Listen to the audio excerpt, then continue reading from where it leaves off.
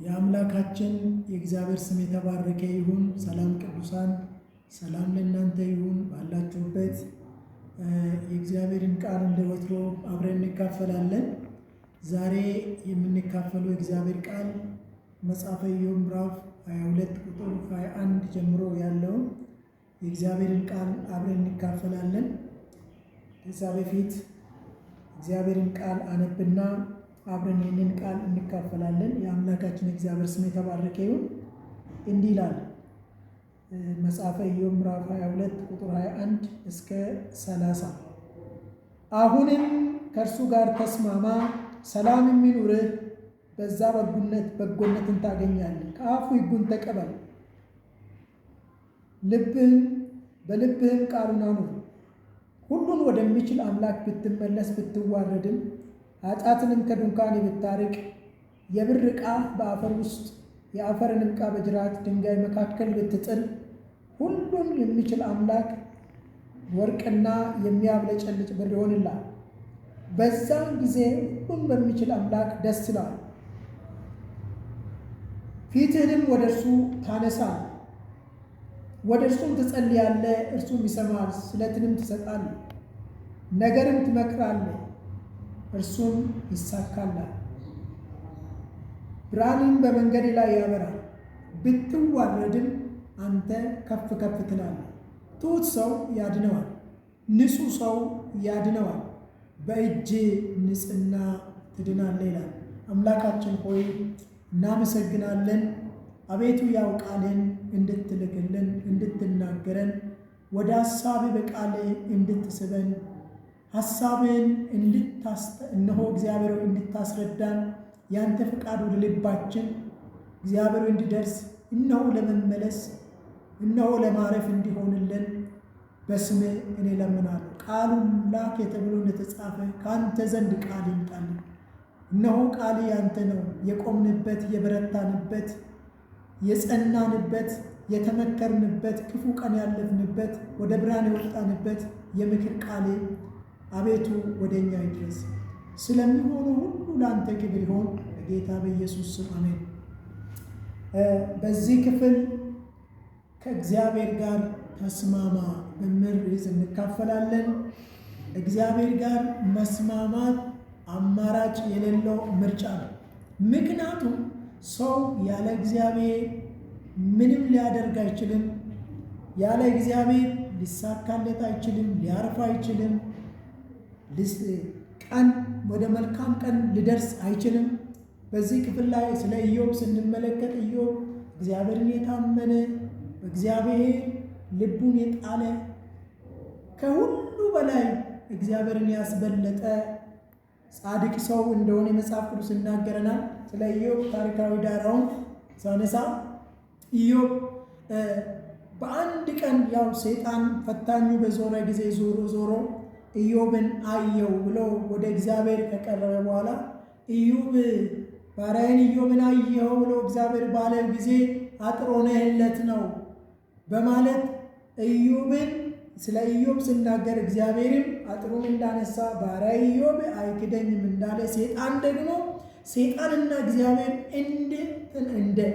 እንደ ውድድር እንደቀረበ እግዚአብሔርን እንደማይበድል ከእግዚአብሔር መንገድ ፈቀቅ እንደማይል እግዚአብሔር ሲመሰክርለት፣ ሰይጣን ደግሞ እስቲ አጥሩን ብታነሳ ይሰድብሃል፣ ይክድሃል ብሎ ባለ ጊዜ መጽሐፍ ቅዱሳችን ውስጥ እውነት ተጽፎ እናገኛለን። ይሁን እንጂ ግን ይሄ ኢዮብ የሚባለው ሰው ጻድቅ ሰው ከክፋት የራቀ ሰው ነው። ይሄ ኢዮብ እንግዲህ በአንድ ቀን ንብረቱ ሲጠፋ፣ ልጆቹ ሲያልቁ፣ ወዳጆቹ ጥለው ሲሄዱ፣ ይሄ ብቻ አይደለም፣ ሚስቱ ጥላ ስትሄድ፣ እንዲሁም ደግሞ ጤናውን ሲያጣ፣ ጤናውን አጥቶ ጤና ከማጣቱ የተነሳ እጆቹ ጥፍሩ እንኳን ረግፎ በሸክላ ሰውነቱን እስከሚያክል ድረስ የደረሰ ሰው ነው። ይሁን እንጂ ግን ኢዮብ እስከ መጨረሻ እግዚአብሔር ጋር ታመነ። እግዚአብሔርን ታምኖ ጠበቀ። ሁሉ ሲጠፋ፣ ሁሉ ሲያል፣ ሁሉ ሲረግፍ፣ ትላንትና ፊቱ የነበረ ትላንትና የሚታየው መልካም ነገሮች ሲጠፉ ንብረቱ ሲጠፉ፣ ልጆቹ ሲያልቁ፣ ወዳጆቹ ትላንትና ከእሱ ጋር የነበሩ ወዳጆቹ ጥሎ ሲሄዱ፣ ይሄ ብቻ አይደለም፣ ጤና ሲያጣ፣ ሚስቱም ከሚሆነው የተነሳ ይሄን እግዚአብሔርን ሰድበ ሞት አለች። አንቺ ሴት መልካሙን እንደተቀበልን ክፉን መቀበል የለብንም፣ አንቺ ከሴቶች ሁሉ ሰነፍ ነሽ ብሎ ባላት ጊዜ ጥላ ሄደች። ብቻውን ቀረ። ንብረቱ ጠፋ፣ ልጆቹ ሞቱ፣ ወዳጆቹ ጥሎ ሄዱ፣ ጤና አጣ፣ እንዲሁም ደግሞ ሚስቱ ጥላ ሄደች።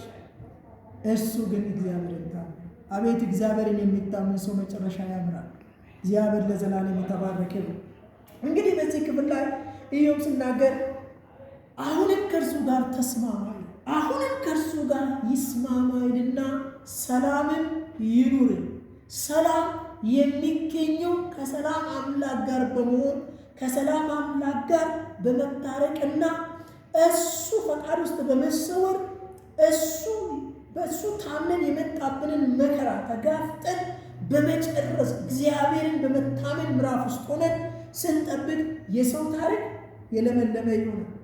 አነጋጋሪ ነገር ይሆናል። እግዚአብሔር የተባረከው። ኢዮብ እንግዲህ እንደገና ሚስቱ ጥላ ከሄደች በኋላ ከጠፋች በኋላ እርሱ እግዚአብሔርን የታመነ ሰው መጨረሻ ኢዮብ ገላው ያው የተመታ ገላው እንደ ሕፃን ገላ ሲሆን፣ ይሄ ብቻ አይደለም፣ የጠፋ ንብረት ሁሉ እጥፍ ሆኖ ሲመጣ፣ ልጆችንም እንደገና ሲያገኝ፣ እንደገና በሌላ ሲባረክ፣ እንደገና እግዚአብሔር ሲያቆመውና ታሪኩ ሲቀይር እንመለከታለን። ዛሬም በምድረ በዳ ውስጥ ሆናችሁ ተስፋ መቁረጥ በማጉረምረም ውስጥ ያላችሁ፣ ግራ ተጋብታችሁ ያላችሁ የምስራች እግዚአብሔር ጋር የሚስማማ ሰው የወደቀ ይመስላል፣ ግን እግዚአብሔር የወደቀውን አንስቶ ውድቀቱን ያስረሳዋል።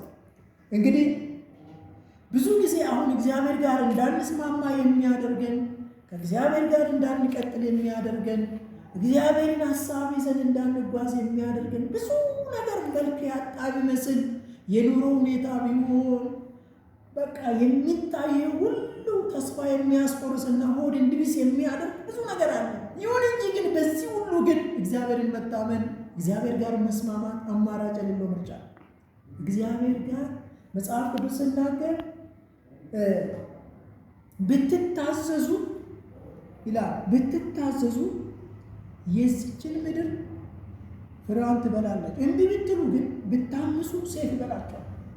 ላለመበላት፣ እድሜን ላለማበላት፣ ሰላምን ያለማበላት፣ ዘመናችንን ያለማበላት እግዚአብሔር ጋር ተስማምቶ ክፉ ቀን ውስጥ ሆነን መልካሙን እግዚአብሔርን እያሰበን የሚመጣልንን እጁን እየጠበቅን ማዳኑን እየጠበቅን ከጌታ ጋር መኖር እጅግ ያዋጣል። እንግዲህ አሁንም ከእርሱ ጋር ተስማማ፣ ሰላም ይኑር፣ በዛ በጎነትን ታገኛለህ። ከአፉ ሕጉን ተቀበል፣ በልብም ቃሉን አኑር። ሁሉንም በሚችል አምላክ ሁሉም ወደሚችል አምላክ ብትመለስ ብትዋረድም የኃጢአትንም ከድንኳን ብታርቅ የብርንም ወርቅ በጅራት ውስጥ ብጥል የአፈርንም ጅራት ወርቅንም ጅረት በድንጋይ መካከል ብትጥል ሁሉን ወደሚችል አምላክ ብትመለስ ብርና ወርቅ የሚያብለጨልጭም ይሆንልሃል። ያን ጊዜ ሁሉን በሚችል አምላክ ደስ ይላል። ሁሉን በጣልክ ጊዜ፣ የተመካው በጠፋ ጊዜ፣ ሁሉን በተሻረ ጊዜ፣ ሁሉም እንዳልነበረ በሆነ ጊዜ፣ ሁሉ በካደ ጊዜ፣ ወዳጅን ጥሎ በሄደ ጊዜ፣ ንብረትን በጠፋ ጊዜ፣ ሁሉ መልኩን ባጣ ጊዜ እግዚአብሔር ጋር መስማማት፣ እግዚአብሔር ጋር መሆን፣ የሚጠበቀውን መጠበቅ እሱ የብልህነት መለኪያ። ስለዚህ እንግዲህ ያን ጊዜ የተመካ ሁሉ ቢከዳ፣ የሚታይ ሁሉ በስፍራ ቢጠፋ፣ ደግሞ በእጅ ላይ ያለው ደግሞ የተመካው ነገር አለ የምትለውን ነገር የተመካው እጅ ላይ ያለ የምትለው የምትመካበትን ነገር ብትጥል፣ ዞር ብታደርገው፣ አምላክን አንድ ቁጥር ብትሰጠው፣ ያን ጊዜ ሁሉን በሚችል አምላክ ደስ ይላል። ሁሉን በሚችል አምላክ ደስ ይላል። የሚገርም ሁሉን በሚችል አምላክ ደስ ይላል።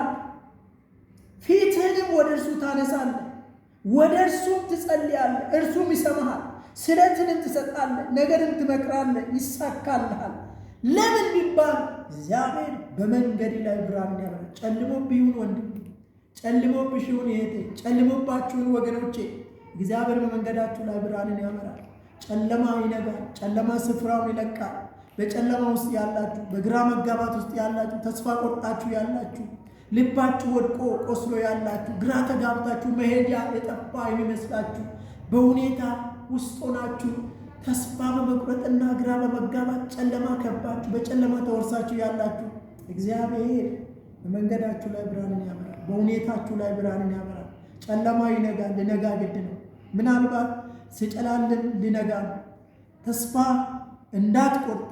በእግዚአብሔር ቃል እንደምንመለከተው ወደ ኋላ የሚያይ ሰው፣ በፈተና ውስጥ ወደ ኋላ የሚያይ ሰው ከእግዚአብሔር አንዳች ነገር ስለማይቀበል የእኛ ለአማኝ የመጣብንን ፈተናና መከራ እየተጋፈጠን አምላካችንን እየጠበቀን በተስፋ ቆመን እግዚአብሔርን በመታመን ቆመን እግዚአብሔርን በመደገፍ ቆመን ስሙን በመጥራትና በፊቱ በመውደቅ ጸጋን በመለመን እግዚአብሔር ፊት ስንሆን ምዕራፋችን ወደ ብርሃን ይቀየራል። ጨለማ ይነጋል። መጽሐፍ ቅዱስን ነገር ስናገር ይላል፣ ጨለማ ማታ ይመጣል፣ ጠዋት ግን ብርሃን ይሆናል። እንግዲህ በዚህ ምዕራፍ ላይ እንግዲህ ወደ እግዚአብሔር በመንገድ ላይ ብርሃንን ያበራል ካለ በኋላ ብትዋረድ እንኳ ከፍ ከፍ ትላለህ። ተዋርደህ ቢሆን ወርደህ ቢሆን ብትዋረድ እንኳን አንተ ከፍ ከፍ ትላለህ። ትሁት ሰው እግዚአብሔር ያድነዋል፣ ንጹሕ ሰው ያድነዋል ይልና በእጅ ንጽሕና ትድናለህ። ከእግዚአብሔር ጋር ተስማሙ፣ ከእግዚአብሔር ጋር ቁም፣ ወግኑ፣ አይዟችሁ። ፈተና ያልፋል፣ ችግር ያልፋል፣ ጨለማ ስፍራውን ይለቃል፣ ሰቆቃ ስፍራውን ይለቃል፣ ጨለማ ስፍራውን ይለቃል፣ ብርሃን ይመጣል። እግዚአብሔር ብርሃን፣ በእርሱ ዘንድ ጨለማ የለም። የጥፋት ውሃ ይሰበሰባል፣ መከራውም ይረሳል፣ ሐዘን የሚረሳ፣ ተስፋ መቁረጥ የሚረሳ፣ የልብ ስብራት ይጠገናል። ስለዚህ ወገኖች ሆይ በእግዚአብሔር ጋር ተስማሙ። ያዋጣል። ወዴትም መሄጃ የለንም።